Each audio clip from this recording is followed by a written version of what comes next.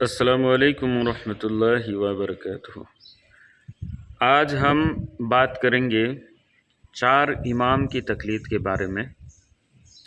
ہمارے پاس ہمارے معاشرے میں 4 مشہور امام ہیں: امام ابو حنیفہ رحمۃ اللہ علیہ، امام شافعی رحمۃ اللہ علیہ، امام مالک رحمۃ اللہ علیہ، امام احمد ابن حنبل رحمۃ اللہ علیہ۔ ان چاروں امام جو مشہور ہو گئے، ان کے بہت سارے ماننے والے ہیں، اور ان اماموں کا جو ٹیچنگ ہے ان کو لے کے چلنے والے بہت سارے لوگ ہوتے ہیں، اور آج کے بے شمار علماء ان کو فالو کرنے کی ترغیب دلاتے ہیں۔ جیسے مثال کی طرح ایک مشہور مفتی صاحب ہیں، مفتی طارق مسعود صاحب۔ انہوں نے ایک پیکیج بتایا تھا کہ میرے پاس اسلام کو پیش کرنے کے لیے ایک پیکیج ہے، یہ ہے کہ چاروں امام کی کسی ایک کی پیروی کر لو، تقلید کر لو، اور دوسرے کو نہ چھیڑو۔ اس سے جھگڑا کم ہوگا اور سب لوگ آرام سے عبادت کر پائیں گے۔ اب میں یہاں پہ بول دیتا ہوں کہ تقلید کیا ہوتا ہے۔ تقلید ہوتا ہے کہ مطلب امام صاحب نے جو بولا ہے اس کو بنا سوال اٹھائے بس فالو کرتے جاؤ، کیونکہ وہ بہت بڑے ہیں اور ہم تو ان کے لیول تک نہیں جا سکتے۔ یہ مطلب تقلید ایسا ہے کہ آنکھ بند کر کے بے شک چل سکتے ہو، اس میں کوئی حرج نہیں ہے۔ تو یہاں پہ اہل الحدیث جو اہل سنت کا ایک گروپ ہے، وہ کہتے کہ تقلید کسی بھی امام کی تقلید کرنا یہ ٹھیک نہیں ہے، کیونکہ امام کے پیچھے ہم آنکھ بند کر کے چل نہیں سکتے، یہ غلط ہو جائے گا۔ تو یہاں پہ اور ایک گروپ ہو گیا۔ تو یہاں پہ ہوتا ہے کہ 4 تو مسلک ہے اماموں کا، اور ایک ہے اہل الحدیث جو کسی بھی امام کو اس طرح نہیں مانتے کہ ہاں آنکھ بند کر کے چلتا ہو، ایسا نہیں ہے۔ ابھی میں یہاں پہ آپ کو ایک کلیئر کٹ نالج دینے کی کوشش کروں گا کہ یہ چاروں امام کی جو ٹیچنگز ہے اور اس کے جو ماننے والے ہیں، یہ آئے کیسے ہیں اور اس کو فالو کرنا کیسا ہے۔ دیکھیے، ہم اسلام کو مطلب یہ چاروں امام کی جو تقسیم ہے، ان کو سمجھنے کے لیے ہمیں ایک حدیث، ایک واقعہ جو نبی کریم صلی اللہ علیہ وسلم کے زمانے میں ہوا اور وہاں پہ نبی کریم صلی اللہ علیہ وسلم کچھ بتائے، وہ سمجھنا چاہیے۔ وہ ہے جو نبی کریم صلی اللہ علیہ وسلم آخری حج کے واپسی پر غدیر خوم نامی جگہ پر کچھ بتائے تھے اپنی صحابہ رضی اللہ تعالیٰ عنہ کو۔ وہ ہے کہ نبی کریم صلی اللہ علیہ وسلم وہاں پہ بہت ساری چیز بتائے، اس میں ایک یہ بھی بتائے کہ کیا میں نے تم سب کو اسلام صحیح طریقے سے پیش کر دیا؟ مطلب اسلام کا جو دعوت ہے میں تم لوگوں کو پہنچا دیا کہ نہیں؟ سارے صحابے گواہی دیا کہ بے شک یا رسول اللہ صلی اللہ علیہ وسلم، ہم تک اپنے اسلام پہنچا دیا۔ تو اللہ کے نبی صلی اللہ علیہ وسلم نے باقی صحابہ کو بعد میں بتایا کہ جو یہاں پہ موجود نہیں ہے ان کو بھی یہ دعوت پہنچا دو۔ مطلب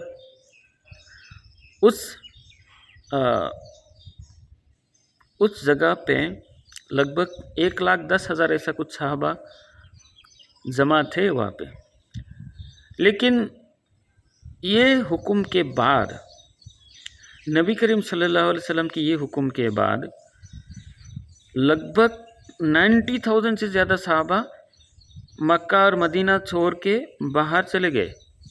کیوں؟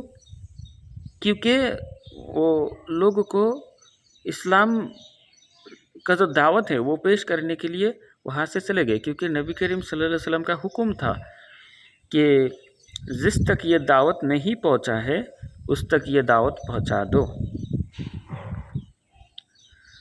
تو ابھی یہاں پہ ہمیں دیکھنا ہے کہ جو چاروں امام ہیں، امام یہ 200 ہجری تک، مطلب 100 سے 200 ہجری تک یہ سارے اماموں کا سلسلہ آتا ہے.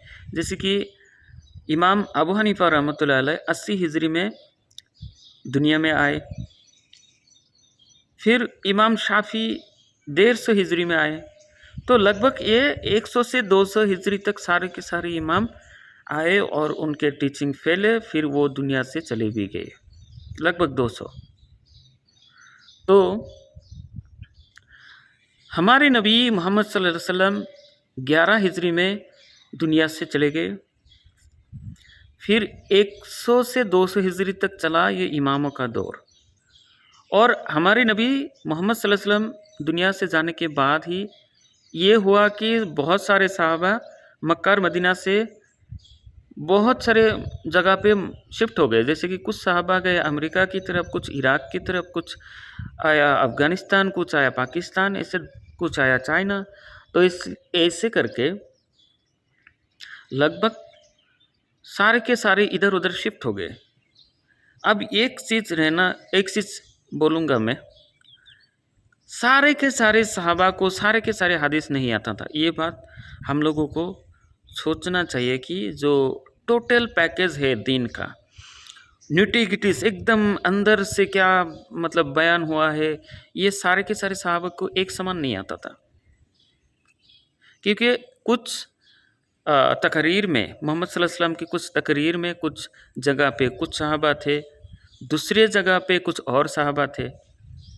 تو ہر ایک کا نالج ایک طرح کا نہیں ہے. لیکن جو فرضیات میں ہے، جیسے کہ 5 وقت کی نماز میں ہے، پھر آیا روزہ کیسے رکھنا ہے، رمضان کے مہینے میں روزہ رکھنا، یہ جو موٹا موٹا چیز ہے نا، یہ سارے کے سارے صحابہ کو ایک سمان آتا تھا. لیکن جو نیٹیگٹیز میں کسی ٹاپک میں کسی صحابہ زیادہ جانتے تھے، کسی ٹاپک میں کوئی دوسرا صحابہ زیادہ جانتے تھے، اس طرح کا اتار چڑھاؤ تھا. لیکن جب صحابہ رضی اللہ تعالیٰ عنہ دنیا میں شفٹ ہو گئے ادھر ادھر، تو وہ خود نہیں شفٹ ہو گئے، اس کے ساتھ جو نیٹیگٹیز تھے حدیث کا وہ بھی ساتھ میں لے کے گئے. تو اب یہ سوچنا چاہیے کہ محمد صلی اللہ علیہ وسلم جو ٹیچنگ دیے تھے وہ تھوڑا تقسیم ہو گئے ادھر ادھر.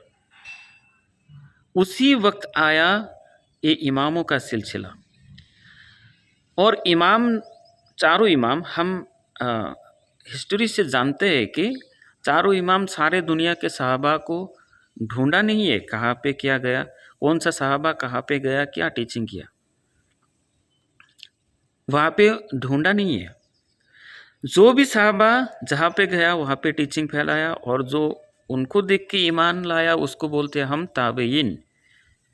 تو تابعین کے زمانے میں جو صحابہ جہاں پہ گیا وہ نیٹیگٹیز ان تابعین کو بتایا، ان کو پتہ تھا. جب یہ اختلاف آیا کہ اماموں کے زمانے میں جس جگہ پہ یہ امام بلونگ کرتے تھے سارے کے سارے حدیث تو تھے ہی نہیں. فار ایگزامپل عراق میں جو صحابہ رضی اللہ تعالیٰ عنہ گئے ان کے پاس جو حدیث تھے اسی کی بنیاد پہ تو وہاں پہ تابعین ہوگا نا. تو امام ابو حنیفہ رحمۃ اللہ علیہ جس جگہ پہ تھے وہاں پہ جو صحابی گیا اور جس حدیث جس طرح سے بیان کیا اس طرح کا تو علم ہوگا نا. اور مکہ مدینہ میں اب اگر آیا تو وہاں پہ جتنے صحابی تھے جس طرح کا نالج ان صحابیوں میں تھا اس طرح کا ہی تو اسلام ہوگا نا. مطلب یہ ایک حساب سے کہا جاتا ہے کہ سارے کے سارے حدیث نہیں تھے اس زمانے میں. کیوں؟ کیونکہ جو حدیث جاننے والے صحابے تھے وہ ادھر ادھر شفٹ ہو گئے تھے. تو اس زمانہ گیا، 200 سال پار ہو گیا، مطلب 200 ہجری تک ایسا ہی چلتا رہا. اماموں نے جتنے حدیث سامنے تھے وہ بڑی ایمانداری سے اتنے حدیث کے اوپر فتویٰ لگایا اور لوگوں کو عمل کرنے کے لیے ایک مطلب اجتہاد کیا کہ اس طرح عمل کیا جائے. لیکن وہ اجتہاد کی بنیاد پر اختلاف آ رہے تھے. جب یہ تھوڑا ادھر ادھر مشہور ہوا تو چاروں اماموں میں بھی اختلاف آیا. پھر آیا محدثین کا زمانہ، جو محدثین 200 سے 300 ہجری تک ان ایج میں پڑتا ہے، لگ بھگ 200 سے 300 ہجری تک.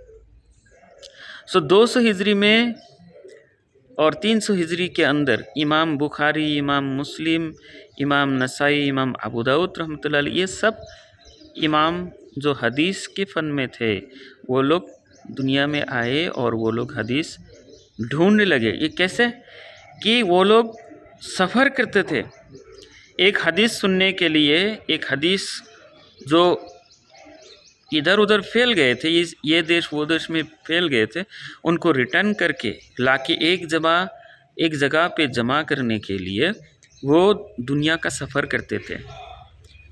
کوئی ایسا ہوتا تھا کہ ایک حدیث سننے کے لیے 6 مہینہ سفر کیا اور سواری سے نیچے تک نہیں گیا، وہ حدیث سن کے وہی سے ریٹرن آ گئے. ایسا بھی واقعہ ملتا ہے. تو جب محدثین نے جو صحابہ جہاں پہ گئے تھے اس صحابہ وہاں پہ جو تابعین کو حدیث بتا رہے تھے نا، سکھا کے گئے تھے، اس تابعین اور تابعین کے حدیث کی نالج سے وہ ریٹرن کر کے لے کے آ کے حدیث کا بک ایک جگہ لکھ دیا، جیسے کہ بخاری شریف، مسلم شریف،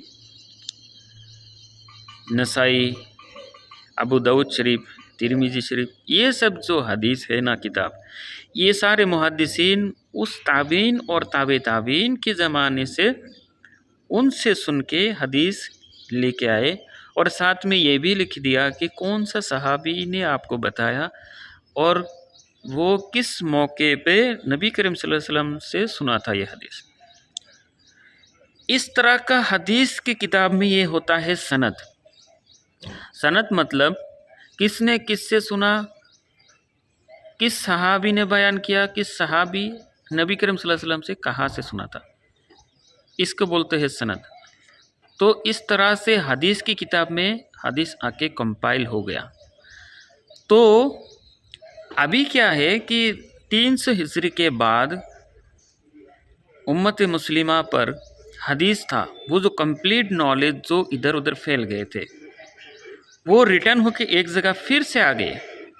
لیکن بیچ میں جو یہ 100 ہجری سے 200 ہجری تک یا 250 ہجری تک جو اماموں کا دور گیا، اور اس دور میں جو لوگ جس طرح سے فالو کرتے تھے نا، حدیث آنے کے بعد بھی بہت سارے لوگ اس مطلب فالو کرنے کا طریقہ چھوڑ نہیں پایا، اور اسی کی وجہ سے آج بھی وہ اختلاف موجود ہے کہ حدیث آنے کے بعد بھی تقلید اس طرح سے آج بھی موجود ہے.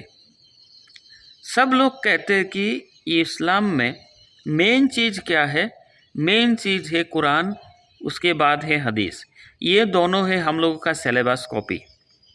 مطلب اسلام کو اگر کوئی فالو کرنا چاہتا ہے، سیکھنا چاہتا ہے، دین کی دعوت پھیلانا چاہتا ہے، کیا ٹاپک ہے؟ ٹاپک ہے کہ ہم لوگوں کا مین بک ہے قرآن شریف، اور اس کے بعد جو گائیڈ کرتا ہے ہم لوگوں کو وہ ہے حدیث. لیکن ان دو چیز رہنے کے بعد بھی ہم کو کیا لگتا ہے کہ یہ تقلید کی ضرورت پڑ گیا. تقلید کی ضرورت اس طرح سے اب ہے نہیں. لیکن یہ بھی نہیں ہے کہ ٹوٹلی امام کی جو تقلید ہے اس کو پھینک دیتے ہیں، ایسا نہیں ہے. ہمیں اماموں کی تقلید، جو اماموں کی رائے ہے، اس سے ہمیں سیکھنا ہے، اور وہاں سے نالج گین کر کے اور حدیث کا نالج گین کر کے کمپائل کر کے ایک سولوشن نکلنا ہے کہ ٹوٹل جو صحیح تصور ہے اسلام کا اسی کو ہی ہم فالو کرنا چاہیے۔ میں مثال دے کے بتاتا ہوں۔ امام ابو حنیفہ رحمۃ اللہ علیہ کے نزدیک وضو کے بعد کوئی اگر مرد اس کی بیوی یا پھر کوئی عورت کو چھوئے تو وضو نہیں ٹوٹتا، اور امام شافعی رحمۃ اللہ علیہ کے نزدیک یہ 180 ڈگری الٹ ہے۔ مطلب وضو کے بعد کوئی اگر مرد عورت کو چھوئے یا پھر مطلب اس کی وائف کو چھوئے، ٹچ کرے، ہاتھ پکڑے یا پھر باڈی میں کوئی جگہ چھو لیتا ہے تو وضو ٹوٹ جاتا ہے۔ اب اس کو مطلب یہ دو رائے ہو گیا نا، اس میں تو دونوں کبھی بھی سچ نہیں ہو سکتے، ایک کو تو جھوٹ ہونا ہی پڑے گا، کیونکہ ایک بول رہے وضو ٹوٹ جائے گا، ایک بول رہے وضو نہیں ٹوٹ جائے گا۔ تو امام مطلب جو ہمارے مفتی صاحب بولتے ہیں نا کہ کسی ایک امام کی پیروی کرو اور دوسرے کو نہ چھیڑو، یہاں پہ تو 180 ڈگری مسئلہ ہو رہا ہے۔ ایک بول رہا ہے کہ نہیں چھو سکتے وضو کے بعد، ایک بولتا ہے چھونے سے کچھ پرابلم نہیں ہے۔ تو حدیث میں آتا ہے، اب حدیث مطلب یہ اماموں کا فتویٰ تو پہلے جاری ہو گیا تھا 100 یا 200 ہجری کے اندر، اور 300 ہجری کے بعد جو حدیث آیا اس میں یہ آتا ہے کہ نبی کریم صلی اللہ علیہ وسلم تہجد کی نماز پڑھتے اور عائشہ رضی اللہ تعالیٰ عنہ وہاں پہ سامنے سو جاتے تھے، اور جب نبی کریم صلی اللہ علیہ وسلم سجدہ کے لیے جاتے تو پاؤں میں تھوڑا انگلی مار کے ٹو دیتے تھے، پھر مطلب ہماری ماں عائشہ رضی اللہ تعالیٰ عنہ پیر کھینچ لیتے تھے اور نبی کریم صلی اللہ علیہ وسلم مطلب سجدہ کرتے تھے۔ تو اس حدیث سے پتہ چلتا ہے کہ وضو کی حالت میں عورت کو چھوئے تو وضو نہیں ٹوٹتا۔ یہاں پہ امام شافعی رحمۃ اللہ علیہ غلط ہے۔ تو اگر میں شافعی مسلک سے ہوں تو اس رائے میں جب حدیث پڑھوں گا تو امام شافعی رحمۃ اللہ علیہ کی یہ رائے میں چھوڑ دوں گا، اور یہاں پہ میں امام ابو حنیفہ رحمۃ اللہ علیہ کا رائے کے ساتھ ملا لوں گا۔ اب یہاں پہ مزے کی بات یہ ہے کہ میں امام ابو حنیفہ رحمۃ اللہ علیہ کی رائے اس لیے نہیں لوں گا کہ یہ اس رائے پہ صحیح ہے، نہیں، ہمیں فالو کرنا ہے نبی کریم صلی اللہ علیہ وسلم کو، اماموں کی فالو نہیں کرنا ہے۔ ہمیں اماموں سے سیکھنا ہے کسی مسئلے میں کون کیا بتایا، پھر حدیث کا مطالعہ کر کے حدیث کا فالو کرنا ہے، مطلب سنت کا فالو کرنا ہے۔ حدیث ایسا نہیں ہے کہ حدیث کا فالو کرنا اور سنت کا فالو کرنا کچھ الگ بات ہے۔ جو قرآن و شریف میں لکھا ہے وہ اللہ کا کلام ہے، وہ اللہ کو فالو کرنا ہے۔ جو حدیث میں لکھا ہے وہ نبی کریم صلی اللہ علیہ وسلم کا کلام ہے، اس کلام کو ہم فالو کرنا ہے۔ تو جو قرآن میں بتایا گیا ہے نا، اطیعوا اللہ و اطیعوا الرسول، تو اللہ کو ماننا مطلب قرآن ماننا، اور رسول کو ماننا مطلب حدیث ماننا جو صحیح حدیث ہے۔ تو امام اگر کوئی بندہ اس وجہ سے فالو کر رہے امام ابو حنیفہ رحمۃ اللہ علیہ کی کہ امام یہ پیکیج ان کا ہے تو ان کا آنکھ بند کر کے فالو کر رہا ہے، کیوں کہ امام ابو حنیفہ رحمۃ اللہ علیہ نے کیا تو وہ غلط کر رہا ہے، کیونکہ فالو اس لیے کرنا چاہیے کوئی بھی عمل جو نبی کریم صلی اللہ علیہ وسلم نے کیا، یہ بات کا شیورٹی ملتا ہے تب جا کے فالو کرنا چاہیے۔ تو ایسا بھی ہو سکتا ہے کہ ہم ایک مسئلے میں امام ابو حنیفہ رحمۃ اللہ علیہ کو فالو کریں گے اور دوسرے مسئلے میں امام شافعی کا رائے فالو کریں گے، مطلب ہم ایکچولی ان کا فالو نہیں کر رہے، ہم جو فالو کریں گے وہ کبھی کبھی امام ابو حنیفہ رحمۃ اللہ علیہ کے مسئلے سے مل جائے گا، کبھی کبھی امام شافعی رحمۃ اللہ علیہ کے مسئلے سے مل جائے گا، مطلب ان کے فتویٰ سے مل جائے گا۔ تو جو اماموں کی تقلید کرنے والی یہ مفتی وغیرہ ہے، یہ بولتے ہیں کہ میں صبح بنوں گا حنفی، شام کو بنوں گا شافعی، یہ تو ویرا گرک کریں گے اسلام کا۔ ارے ایسا نہیں ہے، آپ لوگ عقل کے اندھے ہو، تھوڑا عقل لگاؤ کہ اماموں کی فتویٰ میں 180 ڈگری مسئلہ ہوا ہے۔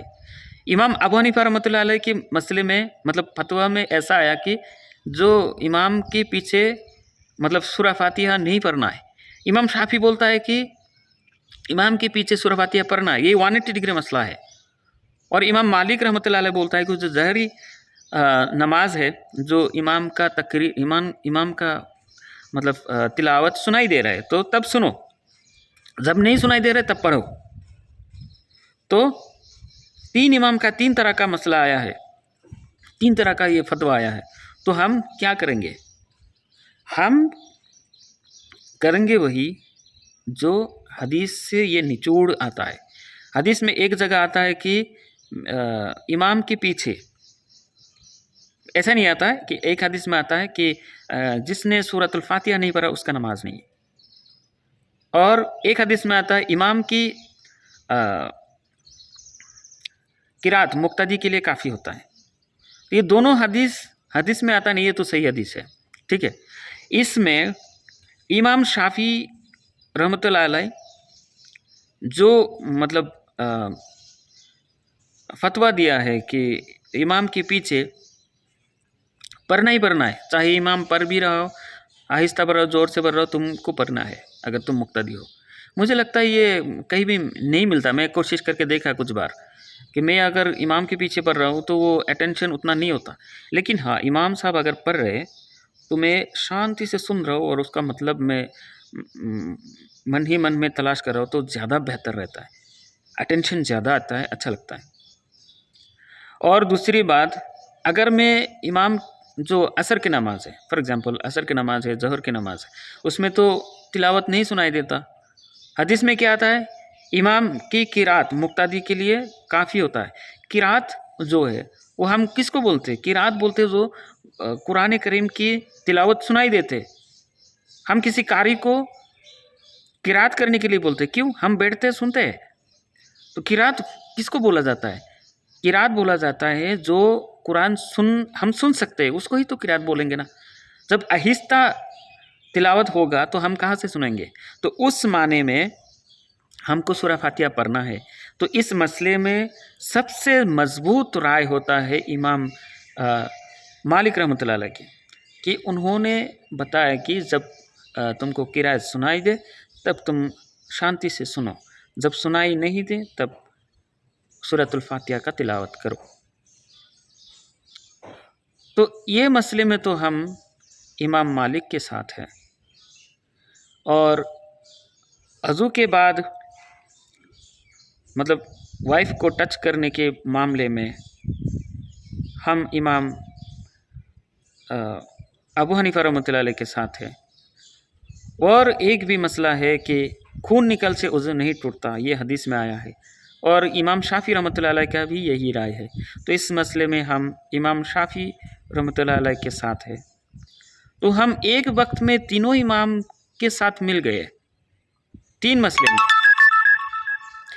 तो ये है कि हम हदीस को मानना है, मोहम्मद सल्लल्लाहु अलैहि वसल्लम को मानना है। और इमाम की 100% बात सही नहीं हो सकता, क्योंकि उस ज़माने में हदीस इधर उधर हो गए थे। हदीस मतलब इधर उधर मतलब एक जगह नहीं थे, हर एक इमाम के पास हर एक हदीस नहीं था। वो 100 साल बाद 300 हिजरी के बाद ही हदीस का किताब आने लगा, तब जाके सब हदीस एक साथ आए हैं। और हमको आज सब हदीस मिलता है, क्योंकि हर किताब मौजूद है, जो उस ज़माने में इमाम के सामने नहीं था। और अगर हर एक इमाम के सामने हर एक हदीस मौजूद होता तो मुझे लगता है हर एक इमाम ये जो इख्तिलाफ है ना वो नहीं रहता, वो एक ही जगह पे सब लोग एक ही राय देना था। ये बात हमको समझना है। फिर भी अगर किसी इमाम को फॉलो करना है वो कर सकते हैं, क्योंकि इमाम को फॉलो करना ऐसा टोटली तो कुछ अलग बात नहीं है, क्योंकि 90% दीन तो कुरान और हदीस से साबित है। वहाँ पे तो हमको यूनिटी मिलता है, क्योंकि कोई भी इमाम नहीं बताया कि 6 वक्त की नमाज है। चारों इमाम ने बताया कि 5 वक्त की नमाज है। वो जो सही है, जो बेसिक चीज़ है, जो मोटा चीज़ है ना इस्लाम में, सब एक साथ एक इक्वल जैसा है, एकदम आइडेंटिफाइड है, ठीक है। तो उसमें कोई इख्तिलाफ नहीं है। और ये छोटा मोटा इख्तिलाफ इधर उधर होता है जो फुरूई मसाइल है। तो हमें क्या करना है, अगर کوئی اس سب چکر میں نہیں پڑنا چاہتا ہے کہ ہمیں کسی چکر میں نہیں پڑنا، تو وہ مفتی طارق مسعود صاحب کا جو وہ پیکیج ہے نا، اس میں وہ مان لے کہ چاروں امام کا پیکیج ہے، ایک امام کا مان لو اور باقی کو نہ چھیڑو۔ جو ظاہر بندہ ہے نا ہم لوگوں ہم اسلام ہمارے معاشرے میں، وہ کسی ایک کا پیروی کر لو، لیکن یہ نہیں ہے کہ کوئی اگر یہ چاروں کا پیروی نہ کرے تو گمراہ ہو گیا، لا مذہبی ہو گیا، یہ ہو گیا وہ ہو گیا، نہیں۔ اہل الحدیث یہ چاروں جو فالو کرتے ہیں نا ایک ایک امام کے، اس سے زیادہ صحیح کے نزدیک کون ہے پتہ ہے؟ کیونکہ اہل الحدیث ہے۔ تو کیوں ہے؟ یہ بھی ایک سوال ہوتا ہے کہ کیوں ایسا ہو گیا؟ ایسا اس لیے ہو گیا کہ اگر ایک امام کا فالو کریں گے، وہ امام سارے کے سارے مسئلے میں 100% صحیح نہیں ہے، کیونکہ ان کے پاس حدیث نہیں تھا۔ حدیث ہوتا تو صحیح ہو جاتے، یہ شاید صحیح ہو جاتے، انشاءاللہ صحیح ہو جاتے، لیکن حدیث نہیں تھا، اس لیے جو جتنا حدیث تھا اس کے اوپر فتویٰ دینا پڑتا تھا۔ اسی لیے اگر کوئی آج حدیث ہونے کے بعد بھی وہ امام کو فالو کرتا ہے تو 100% تو صحیح نہیں ہوگا، اور آج حدیث ہونے کے بعد جو حدیث پہ فالو کریں گے، حدیث پہ فتویٰ دیں گے، تو وہ 100% صحیح کے بہت نزدیک ہوگا، ٹھیک ہے؟ پھر بھی نہیں ہوگا کیونکہ ہم انسان ہیں، تھوڑا تو غلطی سب سے ہو جاتا ہے۔ یہ ہم احترام کرنا چاہیے کہ ہم انسان ہیں، جتنے بھی صحیح سوچ رہے کہ پھر بھی کچھ نہ کچھ غلطی ہوگا ہی، اور اللہ سے دعا کرتے ہیں کہ ہم مسلمان جتنے بھی مسلمان ہیں، چاہے کوئی بھی امام کا فالوور ہو یا پھر کوئی بھی امام کا وہ تقلید نہیں کرتا ہو، سب سے جو غلطی ہوتا ہے اللہ تعالی ہم سب مسلمان کی وہ غلطی معاف کرے اور سب کو اللہ تعالی جنت الفردوس میں داخل کرے، آمین۔